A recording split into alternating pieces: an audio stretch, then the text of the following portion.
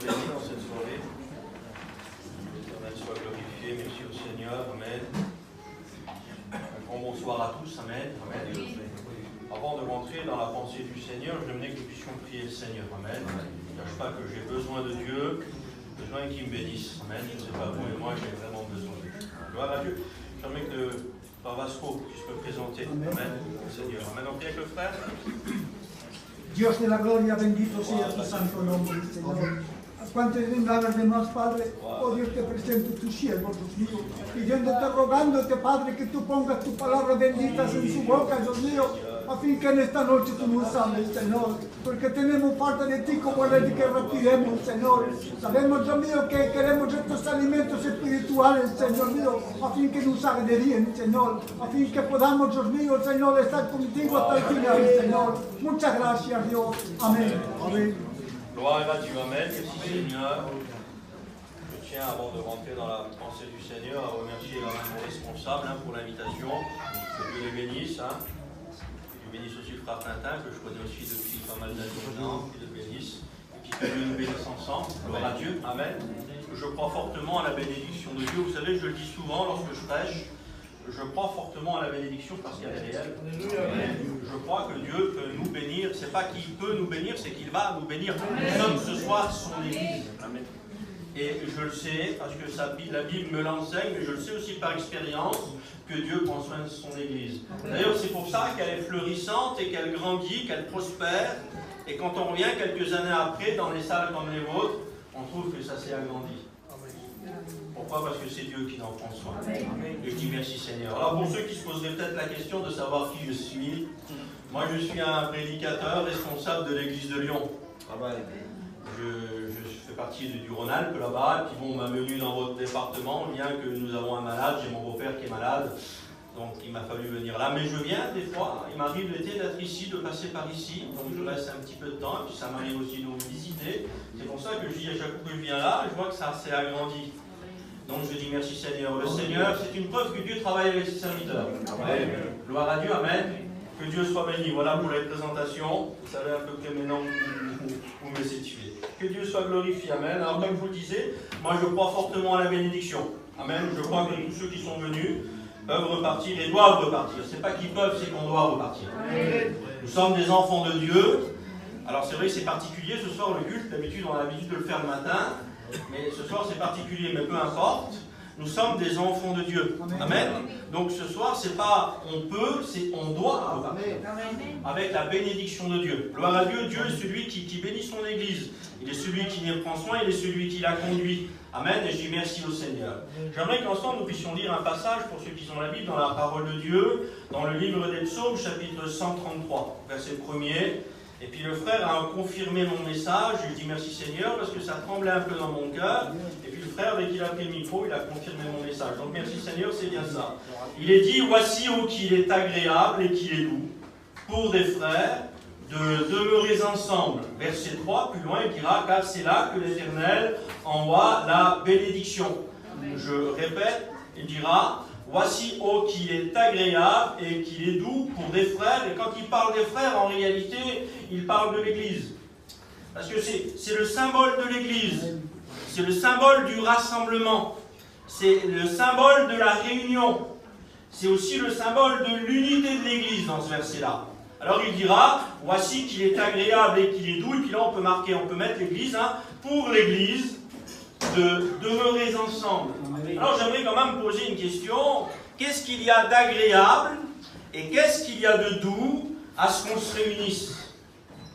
Qu'est-ce qu'il y a d'agréable et qu'est-ce qu'il y a de doux pour l'Église de demeurer ensemble? Parce que c'est ce que veut dire le verset en réalité. Qu'est-ce qu'il y a de doux et d'agréable qu'on se rassemble?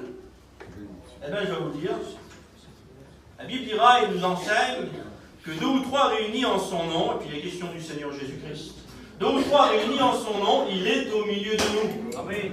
Alors ce soir, la présence de Dieu est matérialisée par les emblèmes qui sont là, à travers le pain et le vin. C'est le symbole matériel de Jésus-Christ. Mais spirituellement, il est présent. Amen. Le fait de nous être rassemblés a provoqué sa présence.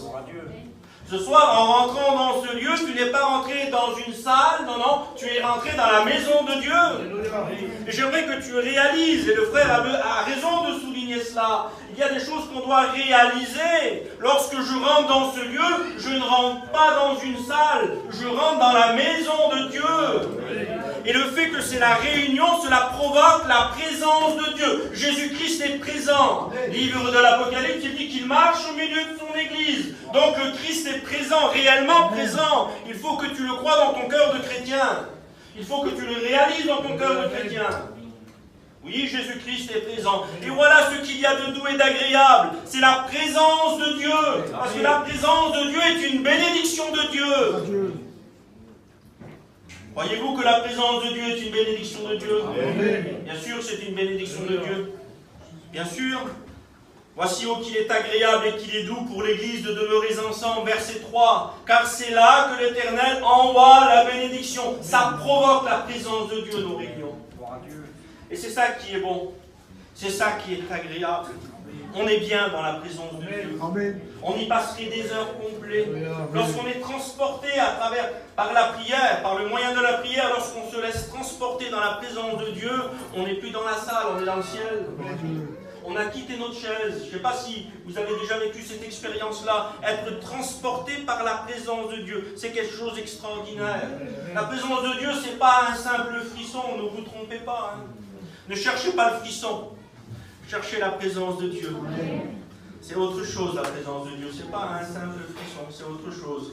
C'est une réelle présence, quelqu'un qui est à côté de vous, quelqu'un avec qui vous vous sentez en sécurité d'un seul coup. Quelqu'un avec qui vous vous sentez de l'assurance d'un seul coup. Quelqu'un qu'on sent qui vous protège. Vous n'avez plus rien à craindre. C'est extraordinaire, la présence de Dieu. Et nous, on a droit à ça ce soir. L'Église a droit à ça. Ce n'est pas tout le monde. C'est l'Église qui a droit à ça. Et puis nous allons voir un peu plus bas. Alors oui, nos réunions sont importantes. Nos réunions sont très importantes. T'es-tu déjà posé la question dans ton cœur de chrétien? À quoi peut servir une réunion? Question étrange qui pose le pasteur, hein? Mais est-ce que tu t'es déjà interrogé à quoi sert une réunion? Pour nos amis qui ne sont pas chrétiens, à quoi ça leur sert de venir à la réunion? Pour nos amis qui ne sont pas chrétiens, de venir à la réunion, ça va être un moyen pour eux d'être à l'écoute de la parole de Dieu. Alors je dis c'est un moyen, parce qu'il y a d'autres moyens qui peuvent écouter parler de Dieu. Donc c'est un moyen, la réunion, parmi d'autres moyens, où nos amis qui ne sont pas chrétiens vont pouvoir écouter parler de Dieu, ils vont pouvoir entendre parler de Dieu, parce qu'on y prêche sa parole. La réunion, pour nos amis qui ne sont pas chrétiens, va être un moyen de pouvoir le découvrir Jésus-Christ. Pouvoir aussi le rencontrer, c'est important. Pour nos amis qui ne sont pas chrétiens, la réunion va être un moyen de pouvoir accepter Jésus-Christ. C'est tout ça une réunion en réalité. Une réunion, c'est une réunion, voilà à quoi elle va servir pour nos amis qui ne sont pas encore engagés, pour nos amis qui nous visitent et qui viennent voir ce qu'on y fait. Une réunion, pour eux, ça va être un moyen d'écoute. Un moyen de rencontre, oui, parce que la réunion, c'est un lieu de rencontre. C'est un endroit où l'on vient rencontrer Jésus-Christ. Ce n'est pas une simple salle, ce n'est pas la salle d'Avignon. C'est un lieu de rencontre, de réelle rencontre. Donc pour eux, ça va être un moyen de rencontre de venir à la réunion. La réunion va être pour eux un moyen d'accepter le Christ. Et je dis merci Seigneur. Mais ça c'est pour nos amis qui ne sont pas chrétiens, mais pour nous qui sommes chrétiens. Nous qui sommes déjà engagés avec lui. Nous qui en avons entendu parler, nous qui l'avons découvert, nous qui l'avons rencontré et nous qui l'avons accepté. À quoi elle nous sert à nous la réunion? À quoi elle nous sert à nous la réunion? Est-ce que tu t'es déjà interrogé sur ce fait-là? Quand je viens à la réunion, qu'est-ce que je viens y faire? Quel but elle a ma venue dans une réunion en tant que chrétien? Ben, je viens te le dire. Certains me diront, on vient écouter la parole de Dieu, c'est vrai, heureusement. De toute façon, il ne saurait être prêché aucun autre nom que celui de Jésus-Christ. Dans une réunion, on ne parle jamais d'un autre personnage, on parlera toujours de Jésus-Christ. Parce qu'il n'y a que lui en réalité. Il n'y a que lui qui peut, il n'y a que lui qui fait, et toute autorité lui a été donnée à lui. Là, c'est important. Mais à quoi sert une réunion pour moi qui suis chrétien? Quel but lorsque je viens à la réunion? Quand un chrétien vient à la réunion, bien sûr qu'on vient écouter la parole de Dieu. Mais une réunion, c'est plus qu'une écoute pour un chrétien. Lorsqu'un chrétien vient à la réunion, il doit venir... C'est plus qu'une écoute pour lui. Lorsqu'un chrétien vient à la réunion, il vient pour chercher. Ça, c'est la première des choses. Lorsqu'un chrétien vient à la réunion, il vient pour chercher auprès de Dieu. Mais il vient chercher quoi? Il vient chercher des instructions pour mener à bien sa vie chrétienne. Oui, c'est à la réunion qu'on vient les chercher. Lorsqu'un chrétien vient à la réunion, il vient pour chercher une direction pour sa vie chrétienne. Lorsqu'un chrétien vient à la réunion, il doit venir pour chercher une orientation pour sa vie chrétienne. Lorsqu'un chrétien vient à la réunion, il doit venir chercher l'édification, la construction pour sa vie chrétienne. Oui, parce que la Bible nous dira que la parole de Dieu est celle qui nous édifie. Le mot édifier vient du mot édification, qui veut dire construction. Donc la parole de Dieu construit ma vie. Oui, mais à quel moment que ma vie est construite à travers la parole de Dieu? À quel moment? Lorsque je l'écoute? Non. C'est lorsque je la mets en pratique. La parole de Dieu mise en pratique construit ma vie. C'est pas assez de l'écouter. C'est pour ça que je vous dis, pour un chrétien à la réunion, c'est pas une simple écoute. Un chrétien, lorsqu'il vient à la réunion, il vient chercher des instructions dont il a besoin. Alors vous allez me dire, on peut très bien rester chez nous, et puis nous enfermer dans la chambre, comme le Seigneur nous l'enseigne, et puis prier notre Père qui dans le secret nous voit, et puis Dieu qui nous voit dans le secret, il sait de quoi on a besoin. C'est ce qu'on appelle la mise à part. Mais il y a des choses que tu ne recevras pas dans ta mise à part. Il y a des choses qui ne te seront jamais données dans ta mise à part, mais des choses qui te seront transmises dans la réunion. Ah oui? Comment ça? Ben oui. Il y a ce qu'on peut recevoir dans la mise à part et ce qu'on doit recevoir dans la réunion. En réalité, la mise à part n'annule pas les réunions. Et les réunions n'annulent pas ta mise à part. Tu dois avoir de la mise à part. C'est enseigné par la parole de Dieu. C'est quasiment une obligation. Donc la mise à part est nécessaire. Et si tu as une mise à part avec Dieu, merci Seigneur, tu gagnes du temps. Si tu n'en as pas, tu devrais t'y mettre. Ouais. Eh oui. La mise à part n'enlève rien à la réunion.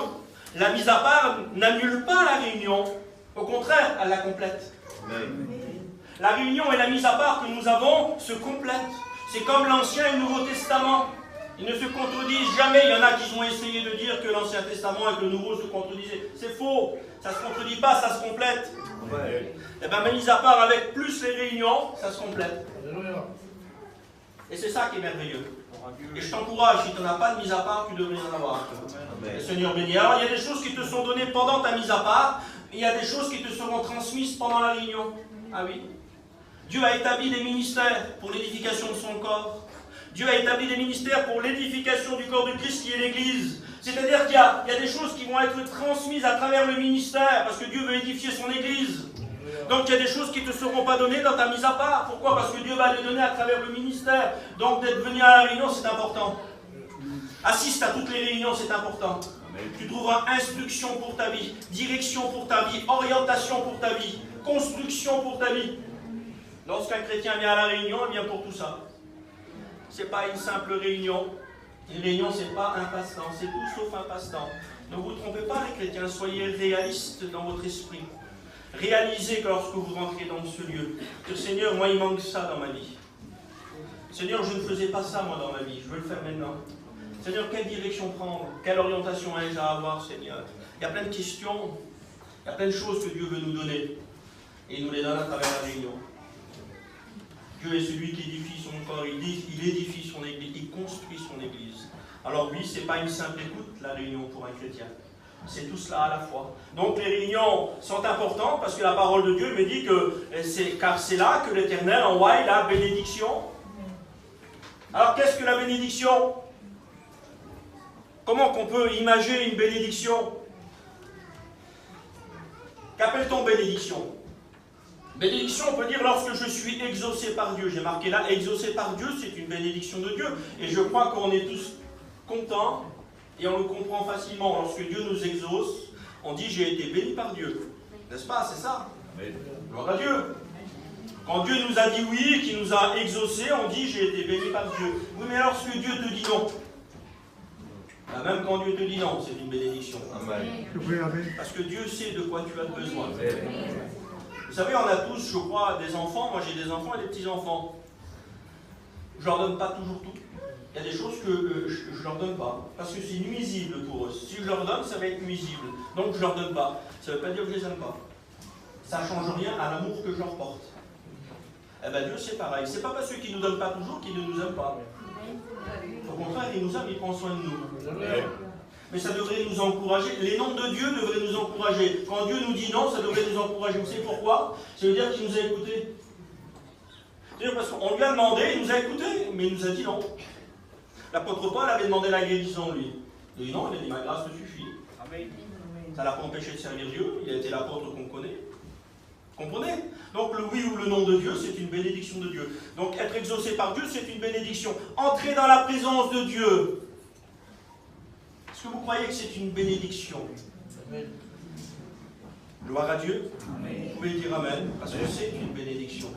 Vous savez qu'il n'est pas donné à tout le monde de rentrer dans la présence de Dieu.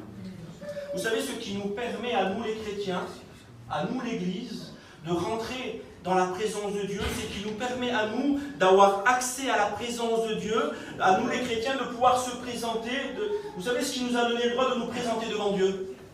C'est pour ça que je vous dis que ce n'est pas donné à tout le monde. Vous allez comprendre pourquoi. Vous savez ce qui me permet de me présenter devant Dieu, ce qui me permet de rentrer, d'avoir accès à la présence de Dieu, vous savez ce que c'est? C'est le sacrifice de Jésus-Christ. Vous enlevez le sacrifice de Jésus-Christ entre vous et Dieu, vous n'avez plus accès à sa présence. Vous ne pouvez même plus vous présenter devant Dieu. La Bible dit que nous étions des pécheurs privés de la gloire de Dieu. Être privé de la gloire de Dieu, c'est être privé de sa présence. De ne plus avoir le droit de se présenter devant lui. Pourquoi? Parce que notre péché demeurait. Oui, mais voilà que Christ est intervenu. Et à cause de son sacrifice, cela m'a donné accès à la présence de Dieu. Dieu me donne le droit de me présenter devant lui à cause du sacrifice de son Fils. Amen.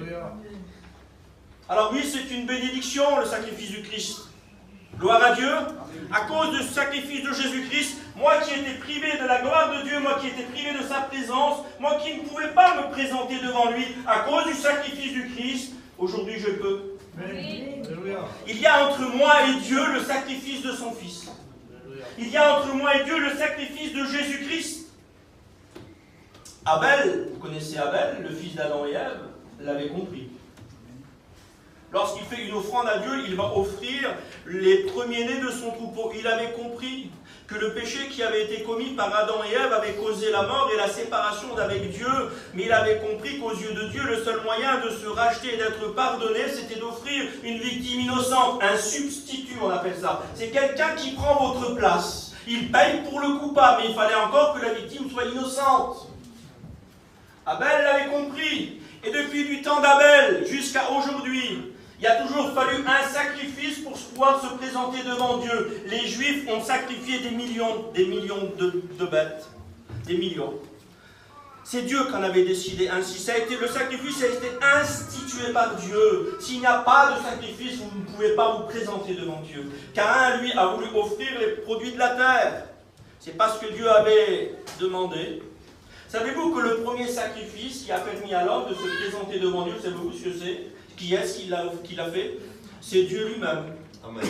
C'est Dieu lui-même qui a un jour sacrifié une victime innocente parce que Adam et Ève, ils avaient péché, ils étaient devenus coupables, ils avaient été privés de la présence de Dieu, ils se cachaient.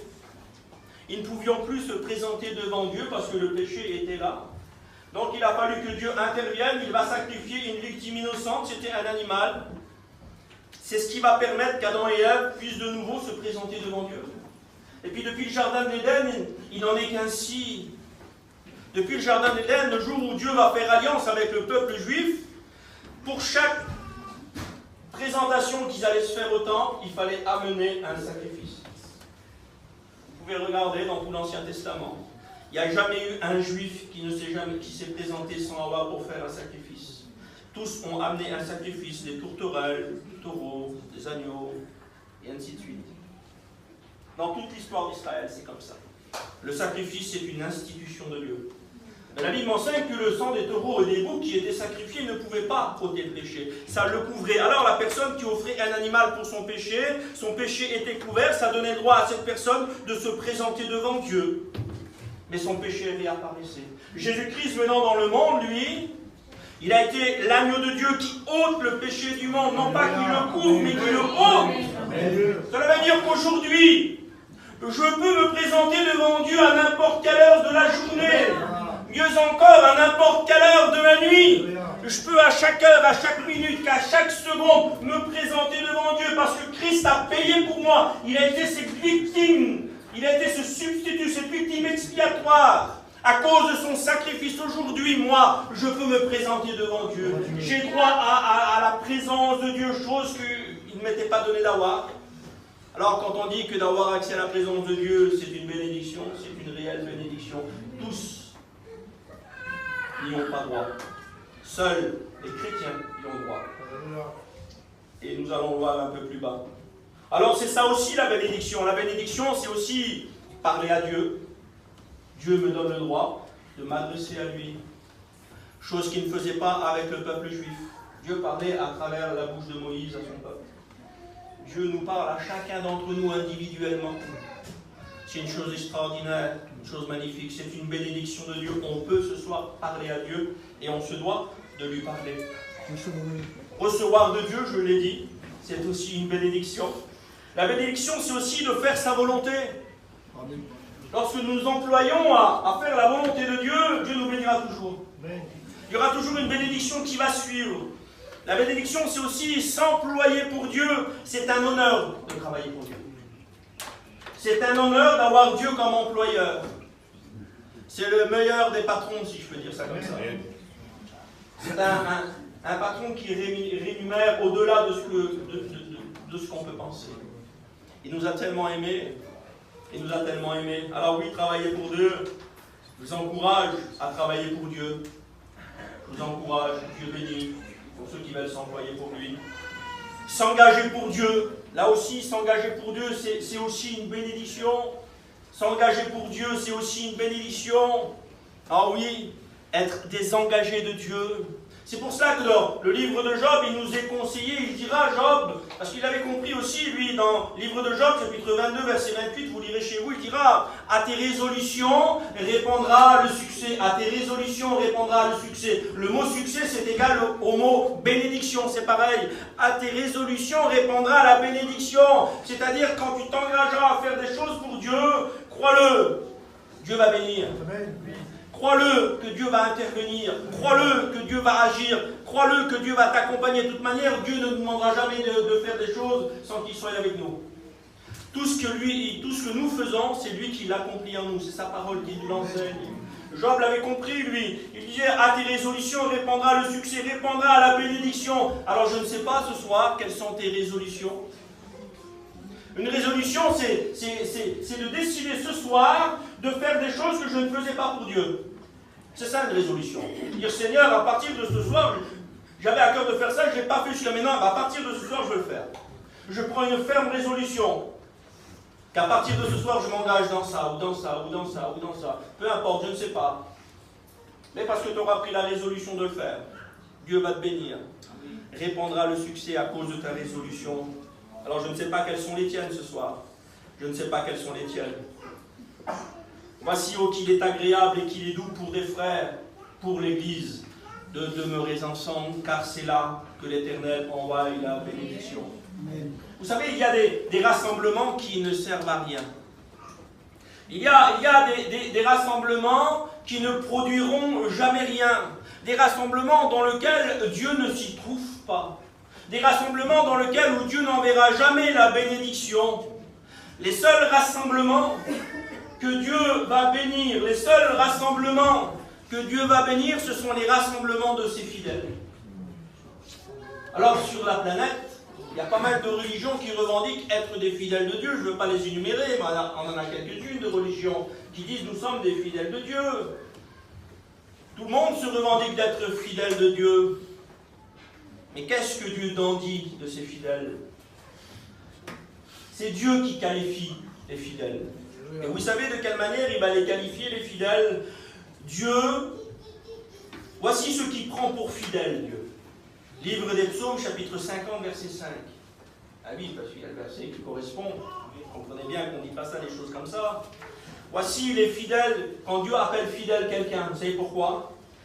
Dieu va parler, il dira, rassemblez-moi mes fidèles qui ont fait alliance avec moi par le sacrifice. Voici les fidèles que Dieu bénit. Voici les rassemblements dans lesquels Dieu va être présent. Voici les rassemblements dans lesquels Dieu va agir, Dieu va intervenir, ou Dieu va bénir. Les rassemblements de ses fidèles, c'est ceux qui ont fait alliance avec lui par le sacrifice. Et vous savez très bien que ce sacrifice-là, c'est celui de Jésus-Christ. Sont appelés fidèles tous ceux qui ont accepté le Christ comme leur sauveur. Sont appelés fidèles tous ceux qui ont dit oui au Seigneur, qui se sont repentis, qui se sont convertis, qui sont passés par la nouvelle naissance. Aujourd'hui, ils sont nés de nouveau. C'est l'Église. Alors il y a des rassemblements qui ne servent à rien parce que Dieu ne s'y trouve pas. On peut toujours y croire, mais Dieu ne s'y trouve pas. Pourquoi? Parce qu'ils n'ont pas fait alliance avec Dieu par le sacrifice. S'ils auraient fait alliance avec Dieu par le sacrifice, ils auraient rejoint l'Église. Mais ils essayent d'y marcher parallèlement. Ils essayent d'imiter aujourd'hui. Je ne voudrais pas citer, mais il y a certaines religions qui essayent d'imiter un petit peu ce qui se fait dans la véritable Église. C'est une copie. Et s'il y a une copie, c'est qu'il y a le vrai. Comprenez bien qu'on ne peut pas copier quelque chose qui n'existe pas. Si on le copie, c'est qu'il y a un original quelque part. Nous sommes l'original. Et ce n'est pas de la prétention. On ne méritait rien du tout. On était des pécheurs privés de la gloire de Dieu. Mais on a dit oui à Jésus-Christ, c'est tout.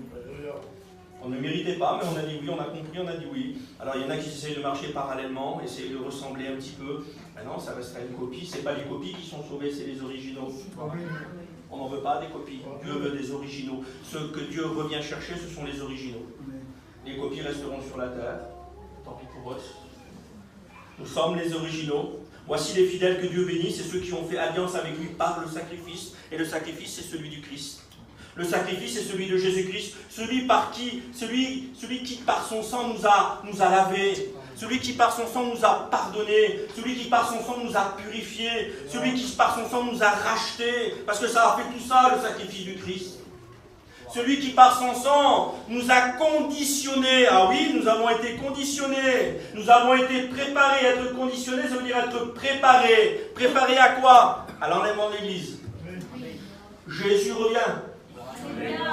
Gloire à Dieu. Je veux dire gloire à Dieu. Jésus revient chercher ses fidèles. Jésus revient chercher son Église. Jésus revient chercher son épouse. Dieu, à travers son sacrifice, il n'a pas fait que de nous sauver, ça ne s'arrête pas là, le sacrifice de Jésus-Christ. Le sang du Christ ne s'arrête pas là. Le sang du Christ nous a conditionnés, le sang du Christ nous a préparés intérieurement, il a préparé mon âme. Ce que nous attendons aujourd'hui, c'est la rédemption de notre corps. C'est l'apôtre Paul qui le dira dans le livre de Romains. Ce que nous attendons, c'est la rédemption du corps. La rédemption du corps, c'est la délivrance. Quand Jésus reviendra, nous partirons à sa rencontre dans les airs. Quand il viendra chercher son Église, il dira que ce corps mortel revêtira l'immortalité, ce corps corruptible revêtira l'incorruptibilité, et ce corps mortel revêtira l'immortalité. Notre corps sera transformé, on sera délivré de ce corps de chair et de sang qui est sans cesse en proie au péché. Ce corps qui nous embête la vie, parce que cette chair a des désirs contraires à celle de l'esprit, eh bien on va bientôt en être délivré. C'est ce que l'apôtre Paul voulait dire quand il dit que nous attendons la rédemption de notre corps. C'est la délivrance de ça, de l'extérieur. Dieu s'est occupé de l'intérieur. Par son sang, il nous a préparés. Par son sang, il nous a conditionnés. Il faut bien que nous vivons dans le ciel, mais pour vivre dans le ciel, avec ce corps-là, ça ne marchera pas. Ce corps-là nous a été donné pour pouvoir vivre sur la terre. L'apôtre Paul, il dit, vous êtes un corps terrestre. Nous avons été tirés de la terre, nous sommes un corps terrestre. Pour pouvoir vivre sur terre, il faut avoir un corps qui est adapté à l'endroit où nous sommes. Et bien dans le ciel, il va falloir que notre corps soit adapté au ciel. Donc il dit, on deviendra des corps célestes.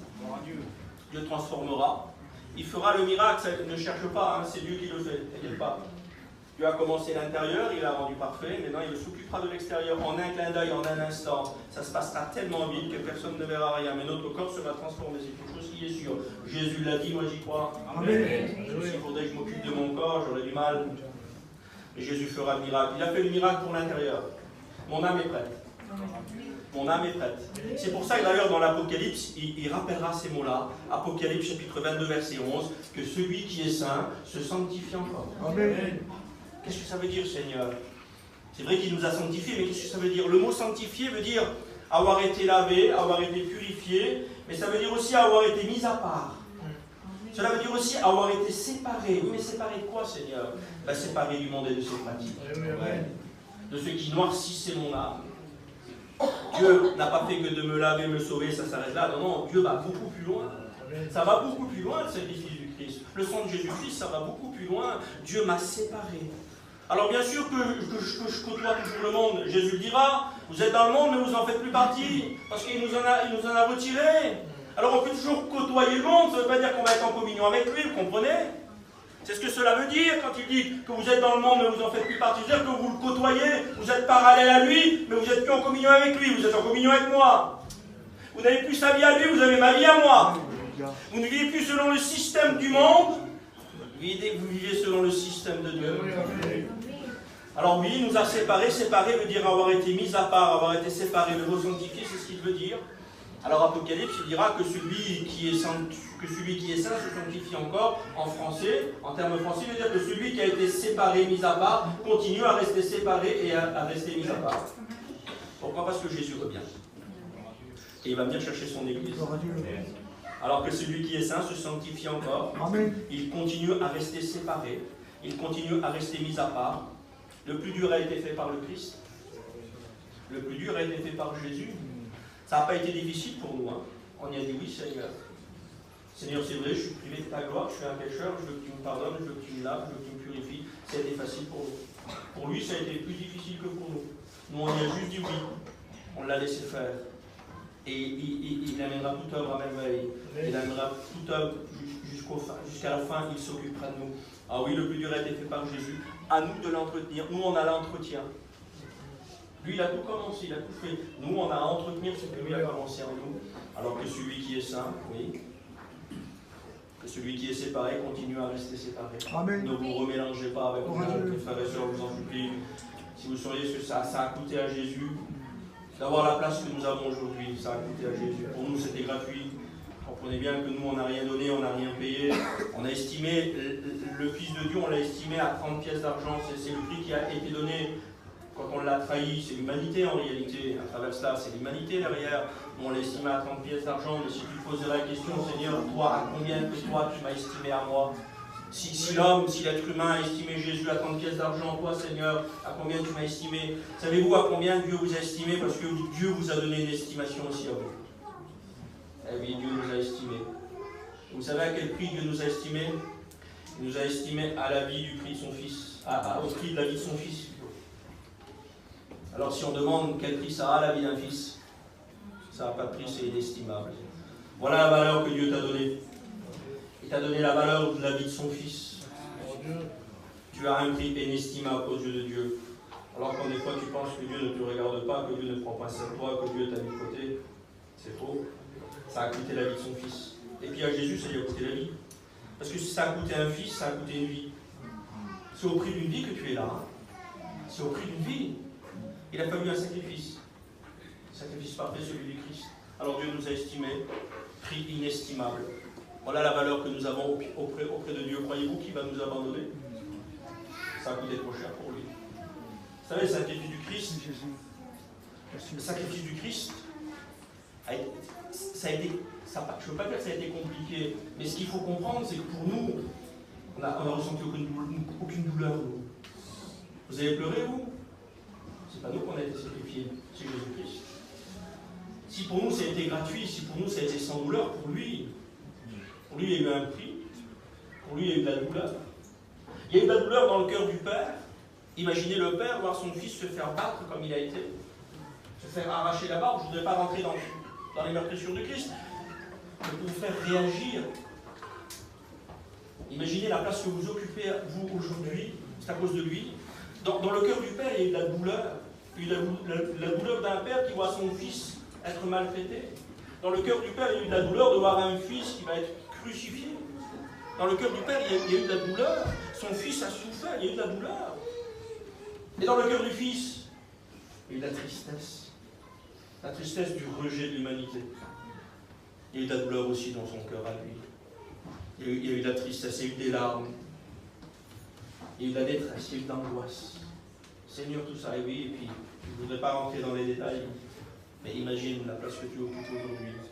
C'est réellement une bénédiction de Dieu. Pour toi, c'était gratuit, mais pour lui, il a dû souffrir. Il a dû souffrir. C'est pour ça que quand un chrétien quitte la maison, on comprend que Christ est attristé. On comprends que Christ est attristé. J'arrêterai là, je ne vais pas plus loin. Que le Seigneur soit béni. Oui, nos réunions sont importantes. Nos réunions sont importantes. C'est pour ça qu'il nous faut prendre des résolutions pour Dieu. C'est tellement important la vie chrétienne. C'est tellement important. Il nous faut prendre des résolutions pour Dieu. À tes résolutions répondra le succès. À tes résolutions répondra la bénédiction. Si nous voulons que nos réunions soient des réunions de feu, comme on les appelle, nous devons rester ces engagés que nous sommes depuis le départ. Nous nous sommes engagés avec Dieu. Mais nous nous sommes engagés à quoi? Seigneur, je te suivrai dans les bons comme dans les mauvais jours. Mais ça veut dire quoi? Engagé veut dire aussi employé. Veut dire travailler pour Dieu. Veut dire s'employer pour Dieu. Il y a combien de perdus autour de vous? Combien de fois vous avez essayé de les ramener à la réunion? Combien de fois vous leur avez témoigné?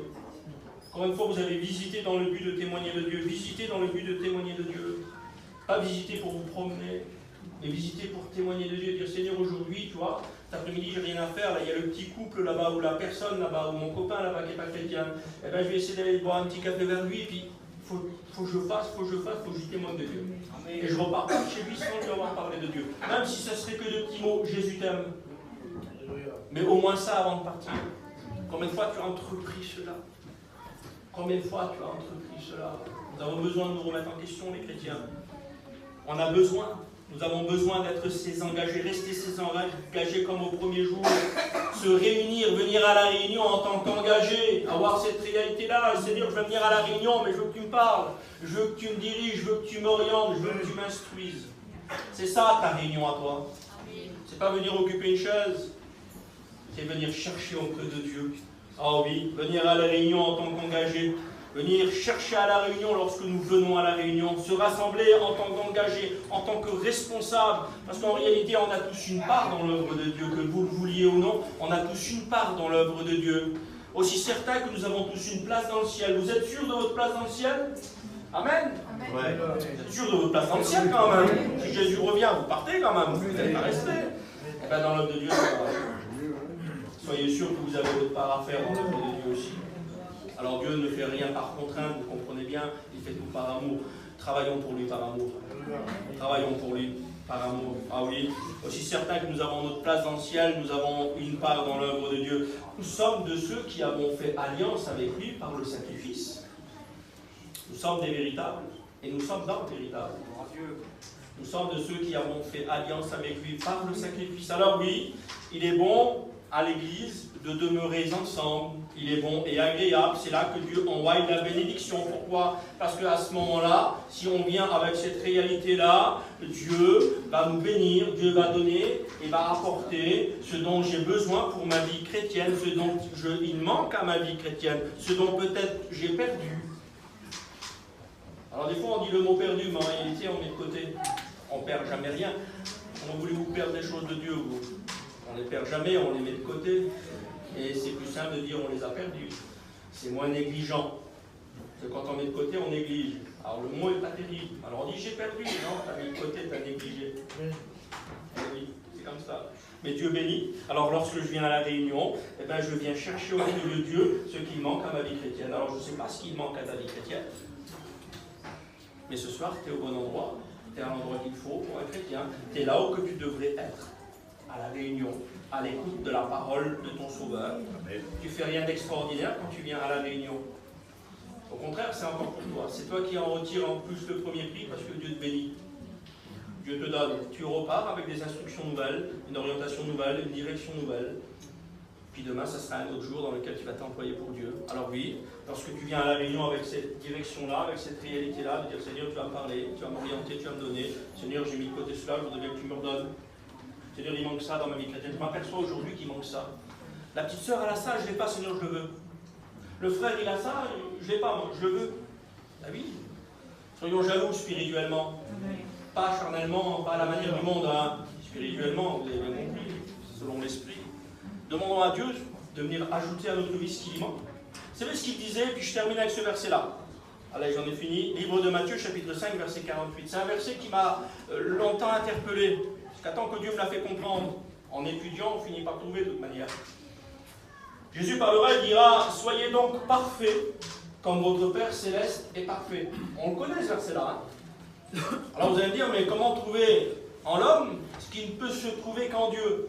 La perfection dans l'homme, ça n'existe pas.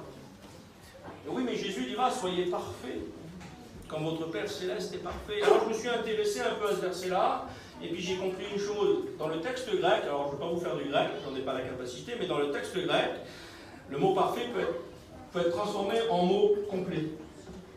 Et si je traduis avec cette autre forme de ce mot-là, soyez complet, comme votre Père Céleste est complet. Ça va beaucoup mieux avec moi. La perfection se trouve en Dieu. Je ne pourrai jamais l'atteindre. Mais d'être complet, ça m'est réservé. Alors oui, je peux être complet, comme Jésus a été complet, comme le Père est complet. Alors Seigneur, qu'est-ce qui manque à ma vie? Je ne sais pas. Seigneur, je ne sais pas ce qui manque à votre vie, moi. Et ce soir, vous êtes au bon endroit pour vous placer devant Dieu. En plus, c'est la Sainte Seine. Votre Paul dira que chacun s'examine. Alors ce soir, examine ta vie. Fais le bulletin de ta vie. Et Seigneur, qu'est-ce qui manque à ma vie? Qu'est-ce que je n'ai pas? À tes résolutions répondra le succès. On prie le Seigneur ensemble.